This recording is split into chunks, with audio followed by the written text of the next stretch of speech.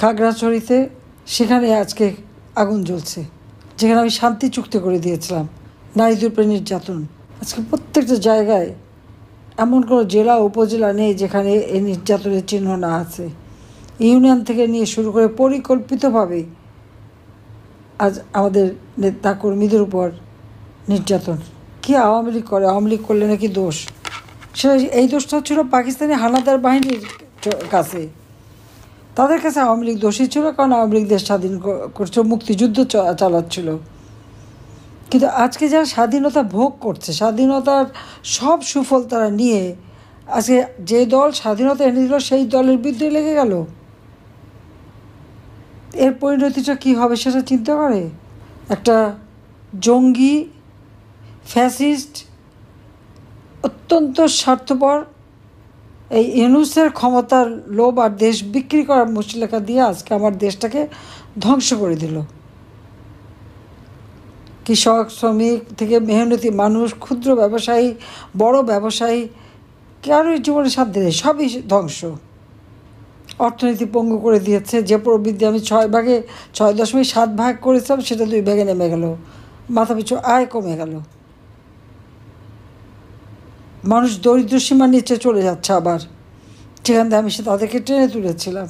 সারা বিশ্ব বাংলাদেশের উন্নয়নে সবসময় তারা বলতো যে বাংলাদেশের উন্নয়ন এটা একটা ম্যাজিক।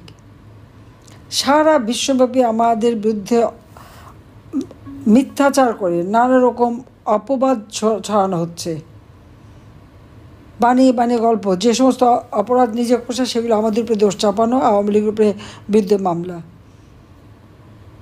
এই অবস্থার থেকে দেশকে মুক্ত করতেই হবে। এই জন্য সকলকে এক হতে হবে। দেশের সব শ্রেণী পেশার মানুষকে এক হয়ে প্রতিবাদ করবার জন্য আমি আহ্বান জানাচ্ছি। কারণ এত অত্যাচার নির্যাতন আর সহ্য করা যায় না। কাজে সবাই এক হন, যার যা আছে তাই নিয়ে এখন। হ্যাঁ, কারাগারে নিয়ে গেছে আমাদের অনেক নেতাকর্মী। রাস্তায় মিছিলে নামলেই তাদের ধরে, অত্যাচার করে, নির্যাতন করে। তো যারা নির্যাতন করে এবার তাদেরও চিনে রাখেন। নবী করিম সাল্লাল্লাহু আলাইহি সাল্লাম যখন মক্কা শরীফে নির্যাতনের ফলে মদিনা শরীফে চলে গিয়েছিলেন, তো তার যারা অনুসারী ছিল তারা কিন্তু যারা নির্যাতনকারীদের ছেড়ে দেয় নাই, উপযুক্ত শিক্ষা দিয়েছিল। আমাদের সেটাও মনে রাখতে হবে। কাজে এখন সময় এসে গেছে, ওই নির্যাতনকারীদের কোনো ক্ষমা নাই, তাদের বিরুদ্ধে সমস্ত ব্যবস্থা নিতে হবে।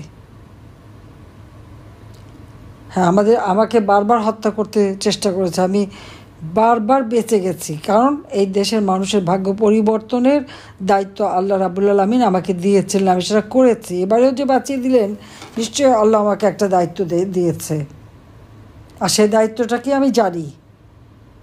এই স্বাধীনতা বিরোধী, এই অত্যাচারকারী যারা, তাদের চেহারাটা জানে সমস্ত মানুষের কাছে, পৃথিবীর কাছে যেন সেই চেহারাটা উন্মোচিত হয়, এবং এরপরের জন্য আমরা তাদেরকে উপযুক্ত শাস্তি দিতে পারি, তার জন্য আল্লাহ আমাকে বাঁচিয়ে রেখেছেন। ইনশাআল্লাহ সেটা হবে, আমার আত্মবিশ্বাস আছে। আমি কোনো অন্যায় করিনি, আমি দেশের কল্যাণে, দেশের মানুষের কল্যাণে আমি জীবনকে উৎসর্গ করেছি। আজকে আমি বিধবা ভাতা, প্রতিবন্ধী ভাতা, বয়স্ক ভাতা আমি দিয়েছি, আর সেগুলি বন্ধ করে দিয়ে আজকে কি কষ্টটা দিচ্ছে বৃদ্ধদের আর সেই বিধবা মা বোনদের। আওয়ামী লীগ করলে পাবে না, আওয়ামী লীগ মানুষ না? আমি যখন এই সমস্ত কার্ড দিয়েছি, আমি তো এইভাবে বিবেচনা করিনি, বিচার করিনি বা আলাদা করিনি কখনো। 1 কোটি পরিবারের জন্য যখন টিসিবির পারিবারিক কার্ড করে দিলাম, ইউনূসের ক্ষমতা এসে তারা হিসেব করতে গেল কত আওয়ামী লীগ আছে, তো কী পেল? 43 লাখ আওয়ামী লীগ, আর 57 লাখই আওয়ামী লীগ না। তাতে কি প্রমাণিত হয়? আমি তো দল দেখিনি। যাদের প্রয়োজন এদেশের নাগরিক, আমি জাতির পিতার কন্যা, বাংলাদেশের প্রধানমন্ত্রী, আমার কাছে সবাই সমান। আমি সেই উদারতা নিয়েই কাজ করেছি, যে দলই করুক।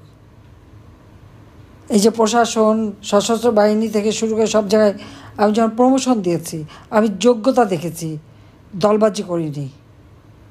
যার জন্য এখন অনেকেই তো ভিন্ন দলের কেউ কেউ তো বিদ্রোহ করলো।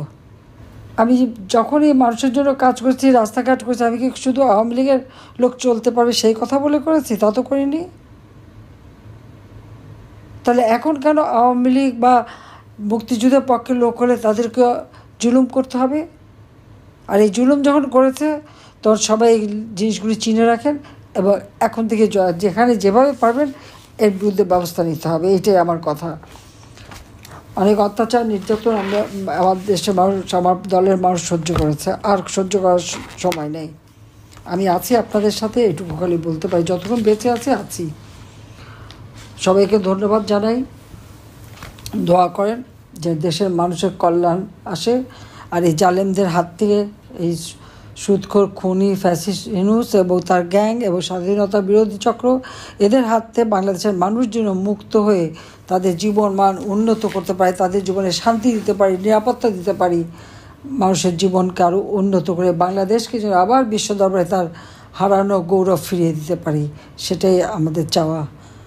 আমাদের এই স্বাধীনতা লাখো শহীদের রক্তের বিনিময়ে অর্জিত, লাখো মা বোনের ইজ্জতের বিনিময়ে অর্জিত, আজীবন আওয়ামী লীগের অগণিত নেতা কর্মী তাদের ত্যাগের বিনিময়ে অর্জিত। জাতির পিতা বঙ্গবন্ধু শেখ মুজিব তার জীবনটা দিয়ে গেছেন এই দেশের মানুষের জন্য। কাজী আজকে এত অবদান, এত ত্যাগ বৃথা যায় না, বৃথা যাবে না। মাঝখানে একটা কালো মেঘ ছেয়ে গেছে বাংলাদেশের আকাশে, একদিন এই মেঘ সরে যাবে, আবার নতুন সূর্য উদিত হবে, আবার বাংলাদেশ আলো ঝলমল করবে, সারা বিশ্বের কাছে আবার মাথা উঁচু করে দাঁড়াবে। এটা আমার দৃঢ় বিশ্বাস। ইনশাল্লাহ আমি সেটা দেখে যাব, এবং আমি করেও যাব, সেটা আমি করেও যাব। সবাইকে ধন্যবাদ। জয় বাংলা, জয় বঙ্গবন্ধু। বাংলাদেশ চিরজীবী হোক। খোদা হাফেজ।